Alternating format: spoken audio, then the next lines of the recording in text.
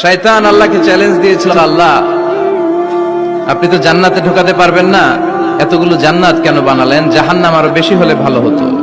আল্লাহ বললেন কেন? শয়তান বলে, আল্লাহ এই সবগুলারে আমি ওয়াসওয়াসা দিয়ে মুনাফিক বানিয়ে নাস্তিক বানিয়ে জাহান্নামে ঢুকাবো।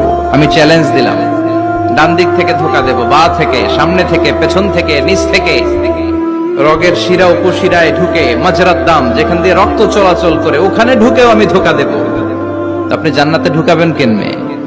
আল্লাহ বললেন, তুমি আমারে চ্যালেঞ্জ দাও, এত বড় সাহস? আমি তো সব রাজার বড় রাজা, মহারাজা। চিৎকার করে বলেন ঠিক কিনা? মহারাজার সাথে চ্যালেঞ্জ দেয়া যায় না। তুমি আমাকে চ্যালেঞ্জ দাও, ওকে ডান, আই টেক ইউর চ্যালেঞ্জ। আমিও তোমার চ্যালেঞ্জ নিলাম।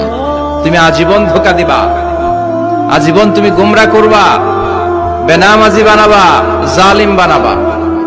কিন্তু আমার বান্দা কোন তাফসীরুল কোরআনের মাহফিলে এসে, কোন এক ওয়াক্তের নামাজে মসজিদে ঢুকে, অথবা মাঝরাতে ঘুম ভেঙে গেলে তাহাজ্জুদের জায়নামাজে চোখে